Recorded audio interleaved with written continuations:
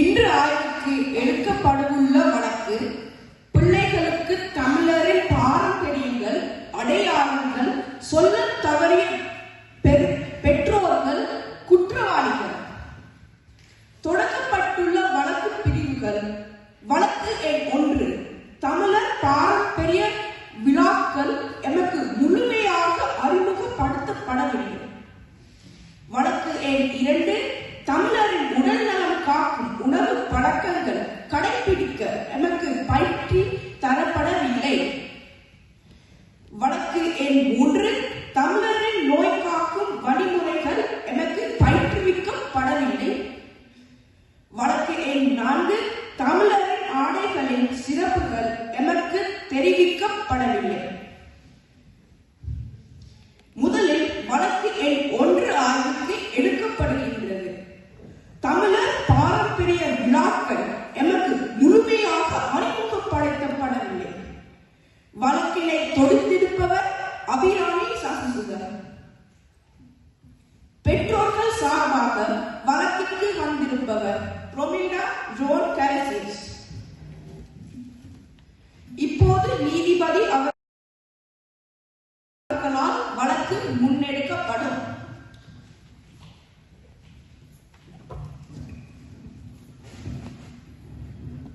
ரொமினா zone கரசிஸ், உங்கள் மீது தொடக்கப்பட்டுள்ள வழக்கு என்று உங்களுக்கு தெரியுமா? தமிழர் பாரம்பரிய விழாக்கள் நமக்கு முழுமையாக அறிமுகப்படுத்தப்படவில்லை. இந்த குற்றத்தை நீங்கள் ஏற்றுக்கொள்வீர்களா? நீங்கள் மறுக்கிறீர்கள். அதாவது நீங்கள் வாதாட போகிறீர்கள். நீங்களே வாதாட தொடங்குவீர்களா அல்லது உங்களுக்கு வழங்குவீர்கள் உண்டா? நான் அபிராமி சசிசுதன். இப்பொழுது அவர் உங்கள் குற்றச்சாட்டை மறந்துவிட்டார். எனவே உங்களுடைய வாதத்தை முன்வைக்கலாம். தமிழர் பாரம்பரியமான விழாக்களை பெற்றோர்கள் நமக்கு சொல்லித் தரவில்லை. மனிதர்கள் மேன்மையுடன் வாழ கூறப்படும் உயர்வான வாழ்க்கை நெறிமுறைகளை விழுமியம் எனலாம். எடுத்துக்காட்டாக உயிர்கள் மீது அன்பு காட்டுதல், உண்மை பேசுதல், பணிவுடைமை, மூத்தோர் சொற்கள் என்று சிலவற்றை கூறலாம். பண்பாடு என்பது பண்பட்ட வாழ்க்கை நெறிமுறைகளை குறித்து காட்ட முடியும். மூத்தோர் கற்றோரை விரும்புதல், வந்தோரை வரவேற்றல், விருந்தோம்பல் என்று சிலவற்றை கூறலாம். கலாச்சாரம் என்பது ஒரு சமூகத்தின் ஆடை அணுகள், கலைகள், உணவு பழக்கங்கள் போன்றவற்றின் அடிப்படையில் உருவாக்குகின்றது. இதை மூன்றும் சேர்ந்துதான் தமிழரின் விழாக்கள் உருவாக்கப்படுகின்றது. இது பெற்றோர்கள் நமக்கு சொல்லித் தரவில்லை. இல்லை, இதை நான் மறக்கின்றேன். ஏன் மறக்கிறீர்கள்? நீதிபதி அவர்களே, நாங்கள் சொல்லிக் கொடுக்காமல் இப்படியெல்லாம் உள்ளது என்று இவர்களுக்கு அப்படி தெரியவில்லை. நல்ல கேள்வி. இதனை நான் அந்த சமூக ஊடகங்கள், இணையதளம், புத்தகங்கள், ஆசிரியர்கள் மூலம் கற்றுக்கொண்டேன். அதற்கெல்லாம் வழியமைத்து கொடுப்பது பெற்றோர்கள் ஆகிய நாங்கள் தானே நீதிபதி அவர்களே? என்னுடைய கேள்வி பெற்றோர்களை போட்டு சொல்லி தரவில்லை. வழியமைத்தது நமக்கு காணாது. அதான் நீதிபதி அவர்களே, அவர்களுக்காக நாங்கள் வீடுகளில் பண்டிகைகளை கொண்டாடுகின்றோம். அதற்காக அவர்கள் அதை பார்த்து அறிந்து கொள்ள வேண்டும். நீதிபதி அவர்களே, இந்த விழாக்களை நாம் வீட்டில் கொண்டாடுகிறோம். உதாரணமாக நாம் ஆடிப்பிறப்பை எடுத்துக் கொள்வோம். அங்கே ஒரு கையை எடுத்திருந்தார். நாங்கள் அவரை எண்ணுவதற்கும் பாருங்கள். நீங்கள் எதற்காக கையை எடுத்துவீர்கள்? பாடல் தெரியும், பாடங்கள் கேட்போம்.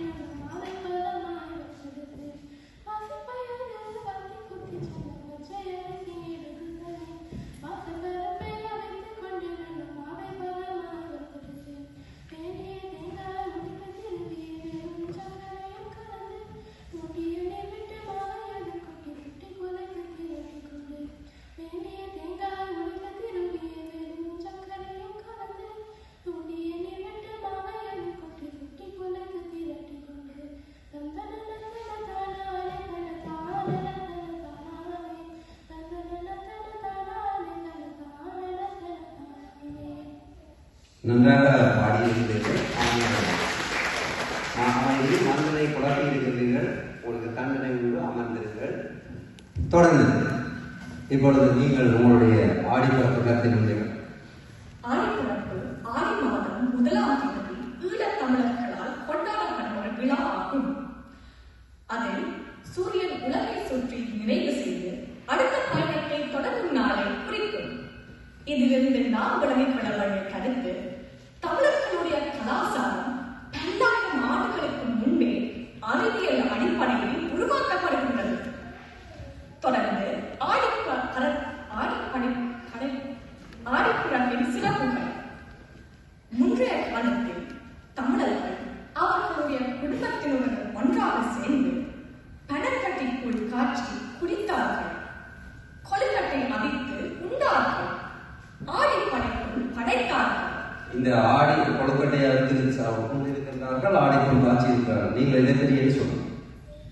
நீதிபதி அவர்களே, நாங்கள் எங்களுடைய வீட்டில் இவர்களுக்காக பண்டிகைகளை கொண்டாடுகின்றோம். இவர்கள் அதில் கலந்து கொள்கின்றார்கள். இவர்கள் தான் அதை பார்த்து அறிந்து கொள்ள வேண்டும். நாங்கள் இவர்களுக்கு ஒவ்வொன்றாக சொல்லிக் கொடுக்க முடியாது. நீதிபதி அவர்களே, உங்கள் வீட்டில் நாங்கள் கொண்டாடுகிறோம். பெற்றோர்களும் வேலை என்று அழுக நாமும் வீட்டெடுக்க வேண்டியிருந்தான். சரி, ஒரு சனிக்கிழமை ஞாயிற்றுக்கிழமை இந்த விழா வந்தாலும் கொழுக்கட்டை அவிப்பதும் கூழ் காய்ச்சுவதும் அதிகம் நேரம் எடுக்கிறபடியால் நாங்கள் இந்த ருசியான உணவுகளை அருந்துவதே இல்லை. நீதிபதி அவர்களே, உங்களுக்கு சுவையான உணவை பெற்றோர்கள் தருவதில்லை என்று குற்றம் சாட்டுகிறார். நீங்கள் என்ன கூறுவது? நீதிபதி அவர்களே, நாங்கள் செய்து கொடுத்தால் கூட இவர்கள் அதை மணக்குது அப்படி என்று சொல்லி இவர்கள் அதை ஒதுக்கி வைக்கின்றார்கள். நிறைவாக நீங்கள் என்ன சொல்ல விரும்புவது? பெற்றோர்கள் அவர்களுக்கு செய்து தந்தால் தான் என்னால் இது ஒதுக்கலாமா ஒதுக்க முடியாதா என்று நாங்கள் ஒரு நிறைவுக்கு நடக்கணும். உங்களுடைய கருத்து? நீதிபதி அவர்களே, முடிவாக நான் சொல்கின்றேன், நாங்கள் வீட்டில் செய்து கொடுக்கின்றோம். இவர்கள் அதை உண்ணுவதில்லை. அதற்கு ஏதாவது ஒரு குறையை சொல்லிக்கொண்டே இருக்கின்றார்கள். அதனால் நாங்கள் ஒன்றுமே இவர்களுக்கு செய்து கொடுப்பதில்லை. ஆகவே பெற்றோர்கள் செய்து கொடுப்பதில் இருந்து ஒத்துக்கொண்டு வந்தார்கள். நீங்கள் நிறைவாக என்ன சொல்ல விரும்புவது? பெற்றோர்களின் பொறுப்பு நமக்கு இந்த விழாக்களை பற்றி கற்றுக்கொண்டு அதில் நாம் முன்னேற வேண்டும். நீதிபதி அவர்களே, நமக்கு சொல்லித்தரவில்லை என்ற வகையால் நாம் முன்னேற முடியாது. நன்றி. உங்களுடைய வாத பிரதிவாதங்கள் இங்கே கொடுத்துக் கொள்ளப்பட்டிருக்கிறது, மன்று கொடுத்துக் கொள்ளுகிறது. இந்த வழக்கின் முடிவில் உங்களுடைய முடிவு அறிவிக்கப்படும். அதுவரை நீங்கள் இங்கே அமர்ந்திருக்கலாம். இப்போது வழக்கு எண் 2 ஆய்வுக்கு எடுக்கப்படுகின்றது. பெற்றோர் மீது சுமத்தப்பட்டுள்ள குற்றச்சாட்டு, தமிழரின் உடல் நலம் காக்கும் உணவு பழக்கங்கள் கடைபிடிக்க எமக்கு பயிற்சி தரப்படவில்லை. வழக்கினை தொடுத்திருப்பவர் ஜனனி விஜயசங்கர். பெற்றோர்கள் சார்பாக வழக்கிற்கு வந்திருப்பவர் கவிதா கணநாதன். இப்போது நீதிபதியால் வழக்கு ஆய்வு முன்னெடுக்கப்படுகின்றது.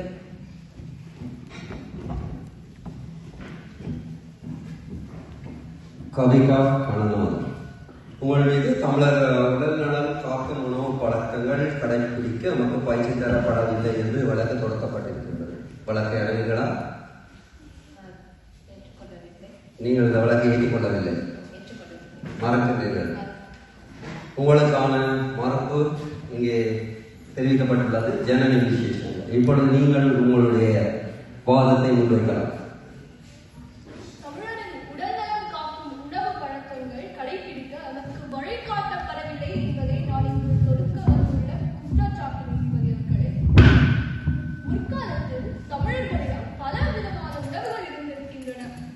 ஆதிப்பிறப்பை எடுத்துக்கொண்டோம் என்றால் கொழுக்கட்டை அவித்து பனங்கட்டி கூழை காய்ச்சி எல்லோரும் சேர்ந்து மகிழ்ந்து கொண்டிருக்கிறார்கள். இங்கே ஒருவர் கையை வைத்திருந்தால் நாங்கள் என்னவென்று கேட்போம். வாருங்கள், கூறுங்கள். எனக்கு கொழுக்கட்டை பெற்ற ஒரு சுவையான கதை தெரியும். சுவையான கதை தெரியும். கதையை சொல்லுங்கள். சுவையா இல்லை என்று நாங்கள் கண்டுபிடிக்கிறோம். கதையை சொல்லுங்கள். ஒரு ஊரில் பொன்னன் என்ற ஒருவர் மாமி என்றால் மனைவியின் அம்மா. மாமி என்போடு வரவேற்று விருந்தளித்தாள். அவள் நிறைய உணவுகளை பரிமாறினாள். மாமி அளித்த உணவுகளில் ஒரு உணவு மற்றும் மிகவும் சுவையாக இருந்தது. அதனை காண்பித்து இதன் பேர் என்ன என்று கேட்டாள். இதுதான் கொழுக்கட்டை என்று கூறினாள். இந்த உணவை மனைவியை கொண்டு செய்து சாப்பிட வேண்டும் என நினைத்தாள். அதனால் வரும் வழியெல்லாம் கொழுக்கட்டை கொழுக்கட்டை என்று கூறிக்கொண்டு வந்தாள். ஆனால் வரும் வழியில் ஒரு ஆறு இதை குறுக்கிட்டது. ஆற்றை கடக்கும் எண்ணத்தில் கொழுக்கட்டையின் பேரை மாற்றிவிட்டாள். அந்த உணவை ஆற்றுக்கட்டை ஆற்றுக்கட்டை ஆற்றுக்கட்டை என்று கூறிக்கொண்டு வீட்டுக்கு வந்தாள். மனைவியை கண்டதும் ஆற்றுக்கட்டை செய்து தருவதை கேட்டாள். அதை கேட்ட மனைவி ஒன்றும் விளங்காது திரு விழித்தாள். அதனால் சிரமடைந்த பொன்னன் அவளை அறியாமல் அழைத்து விட்டாள். வேதனை அறிந்தாமல் சிறிது நேரத்தின் பின் அவனிடம் வந்து, நீங்கள் அடித்த இடமெல்லாம் கொழுக்கட்டை போல் நீங்கிவிட்டது என்று அழுதாள். அதை கேட்ட பொன்னன் துள்ளி அடித்து, இதுதான் கொழுக்கட்டை, மாமி செய்த கொழுக்கட்டை என கத்தினான். அதை கேட்ட மகந்த மனைவி வேலையையும் மறந்து பொன்னனுக்கு கொழுக்கட்டை கொடுத்தாள். இதுதான் கொழுக்கட்டை பொன்னனின் கதை.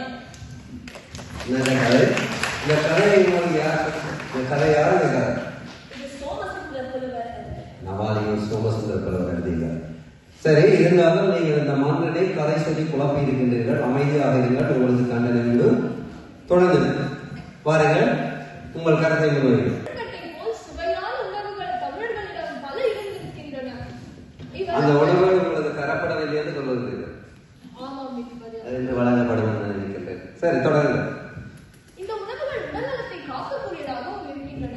ஆனால் ஏற்ற சுரக்காய் கறிக்கு உதவாதுதானே. இந்த உணவுகளை நான் பாடல்களின் மூலமும் கதைகளின் மூலமும் மட்டும்தான் அறிந்து கொண்டேன். பெற்றோர்கள் எங்களுக்கு சொல்லியும் தரவில்லை, இதை சமைத்து தருவதும் இல்லை. நீதிபதி அவர்களே, நல்ல கருத்து நீங்கள் அனுபவம். நீதிபதி அவர்களே, நான் இந்த குற்றச்சாட்டை மறுக்கிறேன். பெற்றோர்களாகிய நாங்கள் அது எங்களது பொறுப்பு, நமது கலாச்சாரத்தை சொல்லிக் கொடுப்பது. அப்பொழுது நாங்கள் தமிழரின் பாரம்பரியமான உணவுகளான பனங்கட்டிக்கூழ், கொழுக்கட்டை, தோசை, அப்பம் போன்ற உணவுகளை செய்து கொடுத்துள்ளோம். செய்து கொடுக்கின்றீர்கள். ஆனால் அது செய்து தரவில்லை என்பதுதான் நான் சொல்கின்றேன். அதற்குதான் இந்த குற்றச்சாட்டை தொடுத்துள்ளேன். நீதிபதி அவர்களே, நானும் சரி, எனது நண்பர்களும் சரி, எங்கள் அனைத்து பேரின் வீட்டுகளிலும் இந்த உணவுகள் சமைக்கவும் படவில்லை. இதை என்ன என்றும் எங்களுக்கு பெற்றார்கள் தமிழர் உணவை சமைப்பதில் என்று சொல்கிறீர்கள். ஆமாம் நீதிபதி அவர்களே. தொடர்ந்து. இதற்கு பதிலாக வெளியே சென்று பெற்றோர்கள் எங்களுக்கு துரித உணவுகளையும் பதப்படுத்தப்பட்ட உணவுகளையுமே பெரும்பாலும் வாங்கி தருகிறார்கள். சிட்னி மார்னிங் ஹெரல்ட் எனும் சஞ்சிகை ஆஸ்திரேலிய உணவு பழக்கத்தை பற்றி நடத்தப்பட்ட ஒரு ஆய்வில் 515 லட்சம் முறைக்கு மேற்பட்ட முறைகள் ஒரே மாதத்தில் துரித உணவகங்களுக்கு சென்று வாங்குகிறார்கள் என்று நான் தெரிந்து கொண்டேன். நீங்கள் நாங்கள் சுற்றுலா கடற்கரை போன்ற இடங்களுக்கு சென்று வீட்டிற்கு வர தாமதமாகும் பொழுது பிள்ளைகள் வரும் வழியில் பசிக்கிறது கேட்கும் பொழுது வேறு வழி இல்லாமல் நாங்கள் இந்த துரித உணவுகளை வாங்கி கொடுத்திருக்கின்றோம். ஆனால் இதை ஒரு பழக்கமாக கொண்டு வரவில்லை. இது பழக்கமில்லை, வேறு வழி இல்லாமல் தான் அப்படி செய்வதாக அவர்கள் குறிப்பிடுகிறார்கள். உங்கள் கருத்து? நான் எங்களுக்கு ஒரு அனுபவத்தை பகிரலாம். பகிர். எனக்கு தெரிந்தவர் ஆரம்ப பள்ளி வகுப்பில் ஆசிரியராக இருக்கின்றார். அவரின் வகுப்பில் அரைவாசிக்கு மேற்பட்ட குழந்தைகள் ஒவ்வொரு நாளும் வகுப்பிற்கு வரும்போது நாங்கள் பீட்சா சாப்பிட்டோம், பர்கர் சாப்பிட்டோம் என்றுதான் சொல்கிறார்கள். வருகின்ற வழியில் மெக்டானல்ட்ஸுக்கு கூட்டி சென்று எங்களுக்கு பெற்றோர்கள் உணவை வாங்கி தந்தார்கள் என்று சொல்கிறார்கள். அப்போது இது எப்படி பழக்கம் இல்லாமல் இருக்க முடியும் நீதிபதி அவர்களே? இது வழக்கமான பழக்கம் சொல்லுங்கள். நீங்கள் என்ன சொல்லுங்கள்?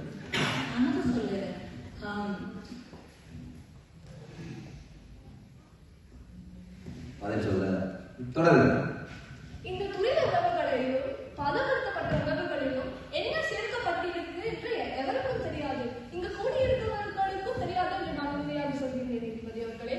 நான் சுயமாக குற்றம் சாட்டுவது இல்லை, ஆனால் இந்த உணவுகளில் என்ன சேர்க்கப்படவில்லை என்றுதான் நான் சொல்கிறேன். நீங்கள் என்ன சொல்லுங்க?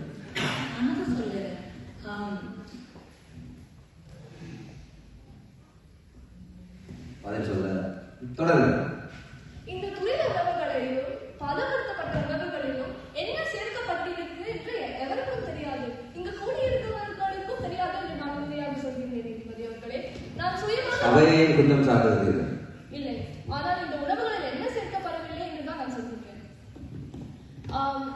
இந்த உணவுகள் நான் சுயமாக நடத்திய ஒரு ஆய்வில் இவ்வுணவுகளில் செயற்கை சுவையூட்டிகளும் கன உலோகங்களும் சேர்க்கப்பட்டிருக்கின்றன நான் அறிந்திருக்கிறேன். இந்த வகையில் நமது உடல் நலத்தை பேணி நீண்ட நாட்கள் எவ்வாறு நோய் நொடியின்றி வாழ முடியும்?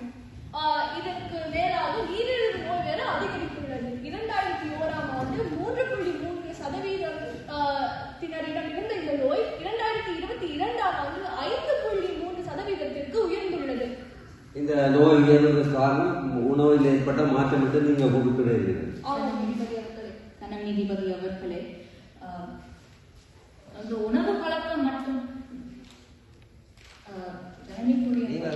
நீதிபதிக்கு பயப்படுத்தவில்லை. நீங்கள் உங்கள் கருத்தை கணனி கூறியபடி வரும் நீரிழிவு நோய் மட்டும் காரணி அல்ல. அது உடல் உழைப்பு இன்மை, மரபணு குறைபாடு, வயது, இனம், இன்சுலின் எதிர்ப்பு, உடல் பருமன் என்பன ஆகும். இதையெல்லாம் உண்டாக்குவது பெற்றோர்கள் எனக்கு சொல்லி தந்த தவறான உணவு பழக்கம் தான் நீதிபதி அவர்களே. இதற்கு உதாரணமாக நாம் பெற்றோர்கள் எங்களுக்கு சிற்றுண்டி வகையாக தரும் உருளைக்கிழங்கு சீர்களை எடுத்துக்கொண்டோமானால் இது உடல் பருமன், நுரையீரல் ஒவ்வாமை, சிறுநீரக பாதிப்பு பிள்ளைகளுக்கு செய்து கொடுத்துள்ளோம். நான் அதை உறுதியாக சொல்லுகிறேன். அவர் உறுதியாக குறிப்பிடுகிறார். எனவே மன்று உங்கள் கருத்துக்களை குறித்துக் கொண்டிருக்கின்றது. எனவே இன்றைய வழக்கு முடிவில் உங்களுடைய முடிவு அறிவிக்கப்படும். நன்றி. இப்பொழுது நீங்கள் செல்லலாம்.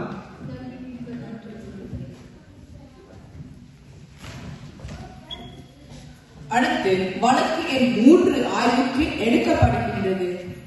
பெற்றோர் மீது சுமத்தப்பட்டுள்ள குற்றச்சாட்டு தமிழரின் நோய் காக்கும் வழிமுறைகள் எமக்கு பயிற்றுவிக்கப்படவில்லை. வழக்கினை தொடுத்திருப்பவர் காரணியா சுதாகர். பெற்றோர்கள் சார்பாக வழக்கிற்கு வந்திருப்பவர் லயாகரி முரளிதரன். இப்போது நீதிபதியினர் வழக்கு ஆய்வு முன்னெடுக்கப்படுகின்றது. தமிழரின் நோய் காக்கும் வழிமுறைகள் நமக்கு பயிற்றுவிக்கப்படவில்லை. இந்த வழக்கு உங்கள் மீது கொடுக்கப்பட்டதுக்கு லயாகரி முரளிதரன். நீங்கள் இந்த வழக்கு குற்றச்சாட்டை ஏற்றுக்கொள்வீர்களா? இல்லை நீதிபதி அவர்களே. நீங்கள் ஏற்றுக்கொள்ளவில்லை. அப்படியானால் நீங்கள் எடுத்து வாதிட போகிறீர்கள். காரணிய சுதாகரன், நீங்கள் இப்பொழுது உங்களுடைய குற்றச்சாட்டு தொடர்பான உங்கள் வாதங்களை முன்வைக்கலாம். இன்றைய காலத்தில் நோய் வரும் முன் மருத்துவத்திற்கு முக்கியத்துவம் கொடுக்காமல் நோய் வந்த பிறகு மருந்தளித்து வரும் நோய்களை குணப்படுத்தலாம் என்ற நம்பிக்கையுடன் பெற்றோர்கள் வாழ்ந்து வருகிறார்கள். மருந்து என்று பார்க்கும் பொழுது பெற்றோர்கள் நோய் வரும் முன் தடுப்பூசிகளை எடுப்பதற்கு குழந்தைகளை மருத்துவமனைகளுக்கு அழைத்து செல்கிறார்கள். நோய் வந்த பிறகு நவீன மருந்துகளான பனடோல், நியூரோஃபனை கொடுத்து குழந்தைகளுக்கு நோய்களை குணப்படுத்துகிறார்கள். நான் இந்த குற்றச்சாட்டை மறுக்கிறேன்.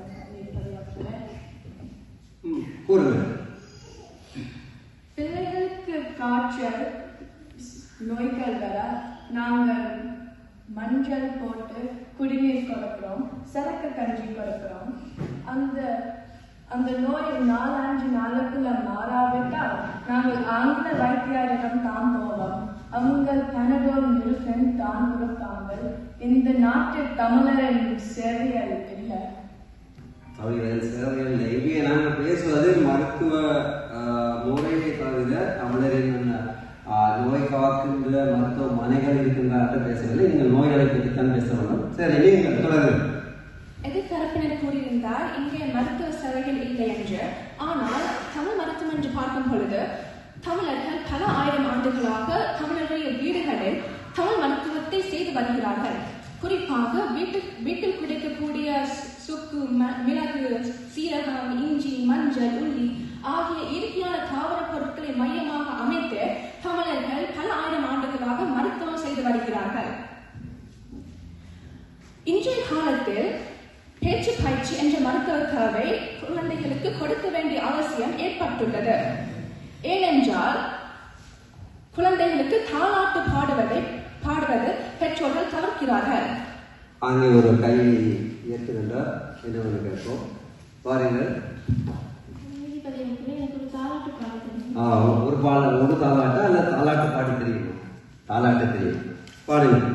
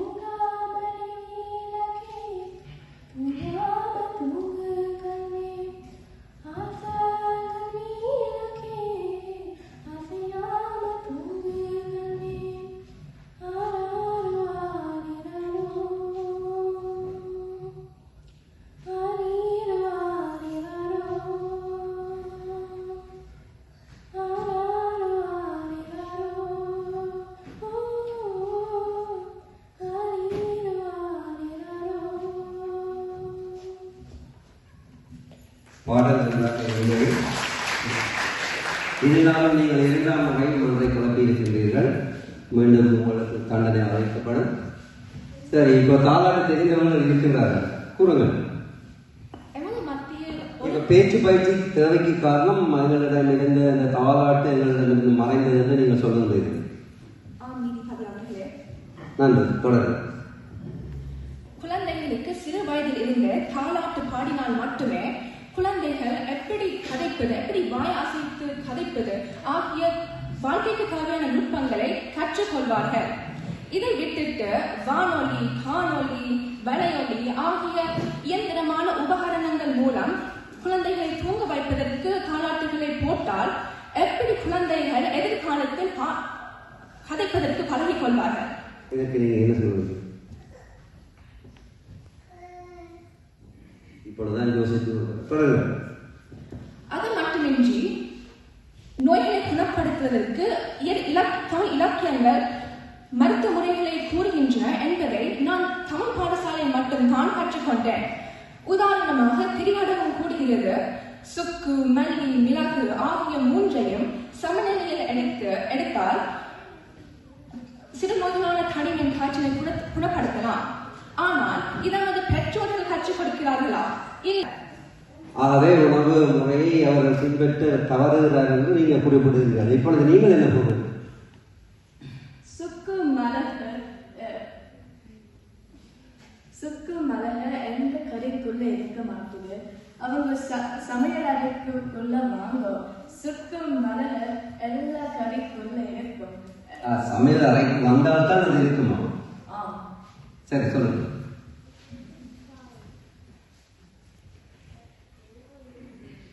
பனடோல் நியூரோபென் என்று கூறுகிறார்கள். ஆனால் பனடோல் நியூரோபென் என்று கூறுகிறார்கள். நாங்கள் ஆங்கில வைத்தியரிடம் தான் போக வேண்டும். நோய்கள் மாறாமல் விட்டால் அதில் நாங்கள் உங்களிடம் கேட்பது மருத்துவ முறைகளை சொல்லித்தரவில்லை என்று கேட்கின்றோம், அந்த மருத்துவத்தை சொல்லித்தரவில்லை என்று கேட்கின்றோம். நாங்கள் நீங்கள் மருத்துவமனைக்கு செல்வதை பற்றி கேட்கவில்லை, நீங்கள் மருத்துவ முறை என்ற உணவை பற்றி பேச வேண்டும். தொடர்ந்து. எதிர்த்தரப்பினர் கூறியிருந்தால் குழந்தைகள் சமையல் அறைக்கு வர மாட்டார்கள். ஆனால் உண்மையாகவே பெற்றோர்கள் சமையல் அறைக்கு போகிறார்களா? இல்லை. நல்ல கேள்வி. பசிக்குது என்று குழந்தைகள் சொன்ன உடனே அவர்கள் மெக்டொனால்ட்ஸ், KFC என்ற துரித உணவு நிலையங்களை நாடி செல்கிறார்கள். இப்படி இருந்தால் எப்படி குழந்தைகள் ஆரோக்கியமான உணவினை உண்பார்கள்? அது மட்டுமல்ல, இதனால் சில வயதில் இருந்தே குழந்தைகளுக்கு ரத்த அழுத்தம், நீரழிவு ஆகிய நோய்களுக்கு ஆளாகிறார்கள். சிறு வயதிலே நோய்களுக்கு ஆளாகிறார்கள் என்று சொல்றாங்க. நீங்கள் என்ன நினைக்கிறீர்கள்? தமிழரின் நோய் காக்கும் உணவே மருந்தாகும். என்கிற உணவுக்குள்ள மருத்துவ குணங்களுடைய பொருட்கள் தான் போடுறோம் என்கிற ஒரு சாப்பாடுக்குள்ள. நன்றி. உங்கள் கருத்துக்களை புரிந்து கொண்டிருக்கிறது. நிறைவாக நீங்கள் திருவள்ளுவர் கூறுகிறார், இனி வரும் துன்பான்கான் இன்பம் போல் நிற்கும் கழிப்பேர் இறையான் கண்ணோய். அதாவது முன் உண்ட உணவு சமநிலை அடைந்த பிறகு நாங்கள் அடுத்த தடவை அளவாக உண்ண வேண்டும். ஆனால் இன்றைய காலத்தில் பார்த்தால் குழந்தைகள் விரும்பிய உணவினை விருப்பமான நேரத்திற்கு சாப்பிடக்கூடிய சுதந்திரம் பெற்றோர்கள் கொடுக்கிறார்கள். இதன் விளைவாக பல நோய்களான ரத்த அழுத்தம், நீரிழிவு, அதிக கொழுப்பு ஆகிய நோய்களுக்கு ஆளாகிறார்கள். நன்றி. மன்றம் உங்களுடைய கருத்துக்களை கொடுத்துக் கொண்டுள்ளது. இன்றைய மன்றின் முடிவில் உங்களுடைய முடிவு அறிவிக்கப்படும். நன்றி.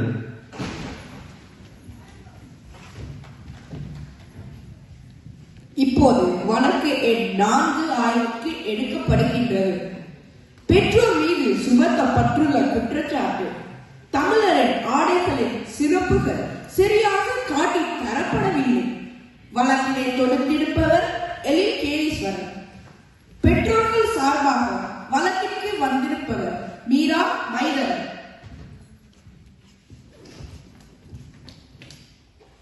தமிழரின் ஆடைகளின் சிறப்புகள் சரியாக காட்டித்தரப்படவில்லை. இதுதான் கொடுக்கப்பட்டுள்ள வழக்கு. இந்த வழக்கினை மீரா மைதன் நீங்கள் ஏற்றுக்கொள்ளவில்லை. இக்கூற்றை நீங்கள் மறக்கிறீர்கள். இந்த குற்றச்சாட்டு மறக்கப்பட்டுள்ளது. இப்பொழுது எழில் கேலீஸ்வரன், நீங்கள் உங்களுடைய வாதத்தை முன்னிறுத்தலாம். தமிழரின் ஆடை பழக்கங்கள் மிகவும் தனித்துவமானது. குறிப்பாக ஆடைகளை எடுத்துக்கொண்டால் தமிழர்களுக்கு வேறு வேறு நிகழ்வுகளுக்கு செல்லும் பொழுது விதவிதமான ஆடைகள் உண்டு. உதாரணமாக திருமண நிகழ்வுகளுக்கு செல்லும் போது மிகவும் அழகான ஆடைகளை அணிந்து கொண்டு செல்வோம். புத்தாண்டுக்கு புதிய ஆடைகள் அணிவோம். கோயிலுக்கு செல்லும் பொழுது தூய ஆடைகள் அணிவோம். இதே போல எங்களுக்கு பல பல ஆடைகள் உண்டு. இதனை கற்றுக் கொடுத்து பெற்றோர்களாகிய நாங்கள் பிள்ளைகளுக்கு இந்நிகழ்வுகளின் போது அணிய வேண்டிய ஆடைகள் பற்றி சொல்லிக் கொடுத்திருக்கிறோம். எப்போதெனில் அவர்கள் பிறந்ததிலிருந்து கொண்டாடுகின்ற நிகழ்வுகளான மொட்டையடித்தல், பெயர் சூட்டுதல், மிகவும் பிரதானமான சூப்புனித நீராட்டு விழாவின் போது அவர்கள் அணிய வேண்டிய உடைகள் பற்றி அவர்களுக்கு ஏற்கனவே நாங்கள் அறிவுரைகளை கூறியிருந்து அவர்கள் அணிய வேண்டிய ஆடைகள் பற்றி சொல்லிக் கொடுத்திருக்கிறோம். ஆனால் தற்போதைய கால பிள்ளைகள் நாகரிகம் அடைந்த ஆடைகளையே விரும்பி அணிகின்றனர். நாகரிகம் அடைந்த ஆடைகளை விரும்புவதால் நீங்கள் எதற்கு என்ன சொல்லுங்க? இப்போதைய பிள்ளைகளுக்கு எது சரி எது பிழை என்று இப்ப தெரியாது.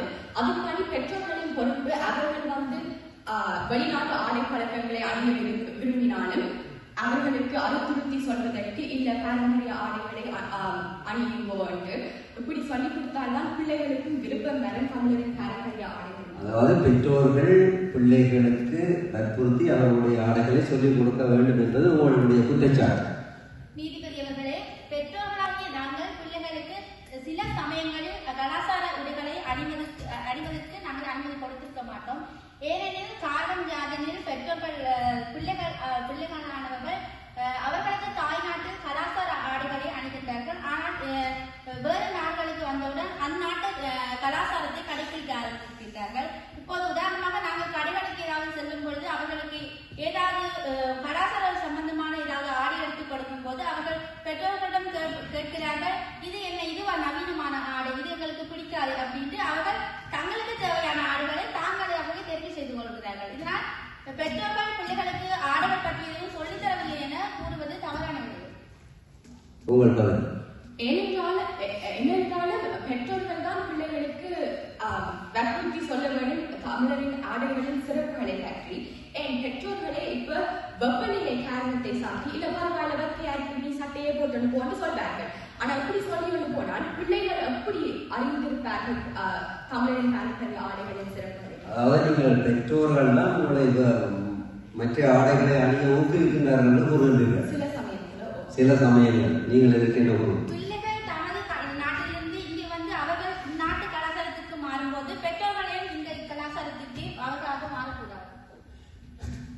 இங்கே குற்றச்சாட்டு தமிழர் ஆடைகள் ஏன் அணிய எங்களுக்கு காட்டித்தரப்படவில்லை என்பது. நீங்கள் பேசுவது இங்கே இந்த நாட்டு ஆடைகளை அணியக்கூடாது என்பது தவறானது. நீங்கள் பதிலளிக்க வேண்டியது ஏன் பெற்றோர்கள் பிள்ளைகளுக்கு அந்த ஆடைகளை காட்டிக் கொடுக்கவில்லை என்பதுதான் நீங்கள் பேச முடியும்.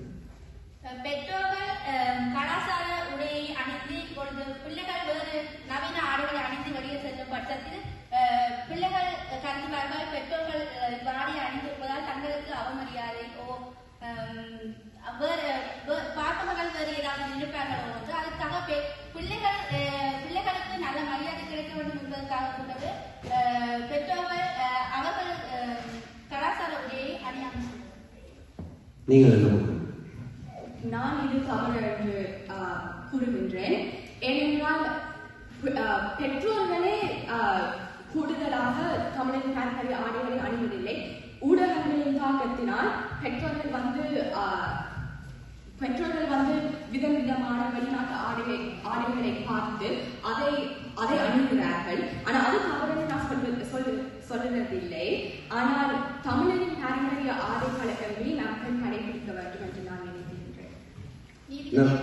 பெற்றோர்களாகிய நாங்கள் இந்நாட்டிலும் ஆலயங்களுக்கோ அல்லது வேறு நிகழ்வுகளுக்கோ செல்லும் போது கலாச்சார உடைகளை அணிந்து கொள்கிறோம். அவர்கள் இன்னும் கலாச்சார உடைகளைத்தான் நம்மளுக்கு பயிற்றுவிக்கின்றார்கள் என்று கூறுகின்றார்கள். நிறைவாக நீங்கள் என்ன கூறுங்கள்? நான் திருப்பியும் கூறுகின்றேன். பெற்றோர்கள் வந்து வெப்பநிலை காரணம் வர காரணங்களை சாத்தி அவர்கள் வந்து தமிழரின் பாரம்பரிய ஆடைகளை அணிய பிள்ளைகளுக்கும் அதனை அணிய விடாமல் ஆக்குகிறார்கள். அதனால் பெற்றோர்களின் பொறுப்பு பிள்ளைகளுக்கு சொல்லிக் கொடுக்கிறது தமிழரின் பாரம்பரிய ஆடைகளின் சிறப்புகளை பற்றி வர அவர்களுக்கு அணிய. நன்றி. உங்களுடைய கருத்துக்களை இந்த மன்று கொடுத்துக் கொண்டுள்ளது. தொடர்ந்து நாங்கள் உங்களுக்கான முடிவுகளை அறிவிக்கலாம். நீங்கள் இப்போது செல்லலாம். இங்கே 4 வழக்குகள் தொடுக்கப்பட்டிருந்தன. அதில் முக்கியமான பிள்ளைகளுக்கு தமிழரின் பாரம்பரியங்கள் அடையாளங்கள் சொல்ல தவறிய பெற்றோர்கள் குற்றவாளிகள் என்பது குற்றச்சாட்டாக அமைந்திருந்தது. இங்கே 4 வழக்குகள் 1 தமிழர் பாரம்பரிய விழாக்கள் நமக்கு முழுமையாக அறிமுகப்படுத்தப்படவில்லை. தமிழரின் உடல்நலன் காக்கும் உணவு பழக்கங்கள் கடைபிடிக்க நமக்கு பயிற்சி தரப்படவில்லை. தமிழரின் நோய் காக்கும் வழிமுறைகள் நமக்கு பயிற்றுவிக்கப்படவில்லை. தமிழரின் ஆடைகளின் சிறப்புகள் நமக்கு தெரிவிக்கப்படவில்லை. இங்கே வந்த வாதிகளும் பிரதிவாதிகளும் தங்களுடைய கருத்துக்களை முன்வைத்திருந்தார்கள். இந்த விழாக்களை கொண்டாடுவது என்பது உண்மையாகவே அங்கே குறிப்பிட்டிருந்தார்கள். எப்படி என்றால் நாங்கள் பெற்றார்கள் அதை காட்டிக் கொடுக்கின்றோம், பிள்ளைகள் அதை பழகிக் கொள்ள வேண்டும் என்ற கருத்தை முன்வைத்திருந்தார்கள். அதே போன்று எல்லா இடத்திலும் அதை முன்வைக்கின்றார்கள். ஏனென்றால் பெற்றார்கள் காட்டிக் கொடுத்தால் பிள்ளைகள் பின்பற்ற வேண்டும் என்பது அவருடைய கருத்தாக இருக்கின்றது. எனவே இங்கே பெற்றார்களும் அமர்ந்திருக்கின்றீர்கள், பெற்றார்களும் இதை கேட்டிருக்கின்றீர்கள். இங்கே நாங்கள் முக்கியமாக ஒரு பிள்ளைகளிடமிருந்து அறிந்து கொள்ள வேண்டிய ஒரு செய்தி என்னவென்றால், இந்த நாட்டிலே நாங்கள் வாழும் போதுதான் எங்களுடைய பாரம்பரியங்கள், எங்களுடைய விழாக்களினுடைய அந்த பெருமை பிள்ளைகளுக்கு விளங்குகின்றது. எங்களுக்கு விளங்குவதோ இல்லையோ பிள்ளைகளுக்கு விளங்குகின்றது. இங்கே பேசப்பட்ட கருத்துக்கள் யாவும் பிள்ளைகளால் பேசப்பட்டது. இந்த கருத்துக்கும் எனக்கும் சம்பந்தம் இல்லை. ஏனென்றால் நீங்கள் நினைக்கக்கூடாது இவர் பயத்திலே சொல்கின்றார், அப்படி இல்லை. அது பிள்ளைகளுக்குரியது. அவர்களுடைய அந்த திறமையை நான் எடுத்துக்கொள்ளக்கூடாது. அவர்களாகவே தேடி வந்த செய்திகள் தான் இங்கே சொல்லப்பட்டிருக்கின்றது. ஆகவே இங்கே சொல்லப்பட்ட கருத்துக்களின் அடிப்படையில் அவர்கள் சொல்லுகின்ற ஒரு முக்கியமான குற்றச்சாட்டு விழாக்களை பொறுத்த வரைக்கும் பாடசாலைகள் விழாக்களை செய்கின்றன. எங்களுடைய மவுண்ட் பாடசாலை கூட தைப்பொங்கல் விழாவை செய்கின்றது, புதுவரத்தை செய்கின்றது என்று முதல் முறையாக நான் நினைக்கிறேன். ஆடிப்பிறப்பு நடைபெறுகின்றது. அதை விட நாங்கள் வாணி விழா கொண்டாடுகின்றார்கள். அதே போன்று இன்னொரு விழா ஒளி விழா கொண்டாடுகின்றனர். ஆகவே எல்லா விழாக்களும் இங்கே கொண்டாடப்படுகின்றன. அதே போன்று இந்த நோய் காக்கும் வழி முறை, உடல் நலம் எல்லாத்தையும் பற்றி எங்கள் பிள்ளைகள் விரிவாக உங்களுக்கு உரைத்திருக்கின்றார்கள். அதை நீங்களே முடிவெடுத்துக் கொள்ள வேண்டும். நாங்கள் எங்கே பிள்ளைகளுக்கின்றோம், நாங்கள் பிள்ளைகளுக்கு. ஏனென்றால் ஒரு முக்கியமான கருத்து பிள்ளைகள் சொல்லுகின்றார்கள், பெற்றோர்களாகிய எங்களுக்கு அதை சரியாக சொல்லித்தர வேண்டிய கடமை பிள்ளைகளாகிய எங்களுக்கு சரியாக சொல்லித்தர வேண்டிய கடமை பெற்றோர்களுக்கு. அதை எல்லாம் சொல்லி தருவாங்க. இந்த அக்கௌண்டபிலிட்டின்னு சொல்லுவாங்க. இந்த ஆஸ்திரேலியாவில் அதை சொல்லி கொடுப்போம். அக்கௌண்டபிலிட்டி, பொறுப்புடைமை, இதை பிள்ளைக்கு செய்து கொடுக்க வேண்டும். ஏனென்றால் எங்களுக்கு முக்கியமான விழாக்கள் 3 தமிழருடைய என்று பார்த்தோம் என்றால் எங்களுடைய பொங்கலாக இருக்கலாம், புத்தாண்டாக இருக்கலாம், ஆடிப்பிறப்பாக இருக்கலாம். அன்று கூட எங்களுக்கு வீட்டிலே நிற்க நேரமில்லை என்ற குற்றச்சாட்டு இங்கே முன்வைக்கப்பட்டுள்ளது, பிள்ளைகளால் முன்வைக்கப்பட்டிருந்தது. ஆகவே அந்த வகையில் இந்த மன்று அதை குறித்து கொண்டுள்ளது. ஆனால் இந்த மன்று யாருக்கும் தண்டனை கொடுக்கவோ யாருக்குமே இதை பற்றிய பரிந்துரை செய்யவோ முடியாது. ஆனால் ஒரு விழிப்புணர்வை கொண்டு வரலாம். பிள்ளைகளிடையே இந்த கருத்து இருக்கின்றது, இந்த கருத்தை நாங்கள் நிறைவு செய்ய வேண்டும், அந்த பிள்ளைகளின் தேவைகளை நிறைவு செய்ய வேண்டும் என்ற அந்த எண்ணம் எங்களிடம் இருக்க வேண்டும். அந்த விழிப்புணர்வை வேண்டுமென்றால் இந்த மன்று செய்து கொள்ளலாம். அதே போன்று இன்னும் ஒரு முக்கியமான செய்தி, இதில் பேசப்பட்டுள்ள செய்தியிலே முக்கியமாக இது ஒரு பயிற்சியாக நாங்கள் செய்திருக்கின்றோம். ஏனென்றால் எங்களுடைய இங்கே ஒலித்த 2 பேர் ஆண்டு 12 படிப்பவர்கள், அவர்களும் 10ஆம் ஆண்டு 11ஆம் ஆண்டு படிப்பவர்களும் இணைந்து இந்த 10ஆம் ஆண்டு படிப்பவர்களுக்கு ஒரு பயிற்சியை வழங்குவதற்காகத்தான் நாங்கள் அந்த நோக்கத்திலே தான் இந்த நிகழ்ச்சியை ஒழுங்கு செய்திருந்தோம். அத்துடன் எங்களுடைய ஆடிப்புறப்பையும் நாங்கள் கொண்டாட வேண்டும் என்ற ஒரு பண்டிகைகளை அறிமுகப்படுத்த வேண்டும் என்ற எண்ணத்திலே தான் நாங்கள் இதை செய்திருந்தோம். அந்த வகையிலே இந்த நிர்வாகத்தில் இது எங்களுக்கு ஒழுங்கு செய்திருந்திருக்கிறார். அதை நிச்சயமாக அமைக்கும் என்று நான் நினைக்கின்றேன். அதை நீங்கள் புரிந்து கொண்டிருப்பீர்கள். எனவே இந்த வழக்கினை முடிவை கூற முந்தி இன்னும் ஒரு செய்தியை நான் சொல்ல உங்களுக்கு விரும்புகிறேன். நீங்கள் எங்களுக்கு கருத்தரை வழங்குவதற்காக எங்களுடைய சோமசுந்தர புலவர், நவாலி சோமசுந்தர புலவர் அவர்களின் பெயரும் இருக்கின்றார். அவர்கள் சில கருத்துரைகளை வழங்குவார். இங்கே ஒரு ஆடிப்பிறப்பை பற்றி ஒரு பாடல் பாடியவர் 2 பேர் பாடியிருக்கிறார்கள். அவர்கள் தண்டனை இருக்கின்ற கூறியிருந்தேன். இருந்தாலும் அவர்களுடைய கதை சொல்லும் ஆற்றல் நன்றாக இருந்தது. அதற்காக நாங்கள் அந்த தண்டனையை குறைத்து அவருக்கு பாராட்டை தெரிவிக்கின்றோம்.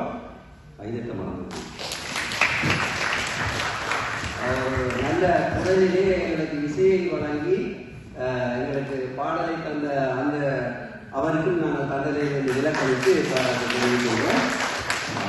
அதே வேலை இன்னொரு செய்தியை நான் சொல்ல விரும்புகிறேன். ஆடிப்பிறப்பு என்றால் எல்லோரும் சோமசுந்தர புலவரின் ஆடிப்பிறப்பு பாடலை மட்டும்தான் நாங்கள் பாடுகின்றோம்.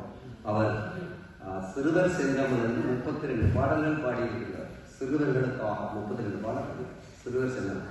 அதிலே ஒரு பாடல் இருக்கின்றது, இங்கே தாலாட்டு பாடப்பட்டது, அதுக்கு எதிரான பாடல் அங்கே இருக்கின்றது. அவர் ஆடு கதறியது என்ற தலைப்பில் யாரும் படித்திருக்கிறது. நீங்க எல்லாரும் படித்திருக்கீங்க, நான் படிக்க வேண்டிய சொல்லலை. ஆடு கதறியது என்ற ஒரு தலைப்பிலே ஒப்பாரி பாடல் படிக்கிறார். ஒப்பாரி பாடல், ஆடு தாயாடு தங்களுடைய சேயாட்டை உங்களுக்கு தெரியும் வேள்வி என்று ஆங்கிலம் நடக்கும், வேள்விக்கு கொண்டு போய்விடுவார்கள். அந்த வேள்விக்கு கொண்டு போனதுக்கு அந்த தாயாக ஒப்பாரி பாடலும் அங்கே இருக்கின்றது. ஆகவே அதில் ஒரு முக்கியமான ஒரு கருத்து நீங்கள் அதை கவனிக்க வேண்டும். தாலாட்டு பாடல், அதாவது எங்கள் பிள்ளைகளை பேச்சுத்தனம் விருத்தி அடைய சொல்லியிருந்தார். அது ஒரு நல்ல கருத்து. என்றால் இன்றைக்கு எல்லோருமே எங்க போகின்றார்கள் என்றால் ஸ்பீச் தெரபி என்று சொல்லி பிள்ளைகளுக்கு பேச்சு பயிற்சிக்கு அனுப்பி கொண்டிருக்கிறார்கள். ஆகவே அந்த வகையிலே அந்த விழிப்புணர்வுகள் பிள்ளைகளால் எங்களுடைய உணவு முறைகளால் எங்களுடைய நோய்களை மாற்றலாம். கவனித்துக் கொள்ளுங்கள். தயவு செய்து ஒரு செய்தியை நாங்கள் தெளிவாக வழங்கிக் கொள்ளணும்.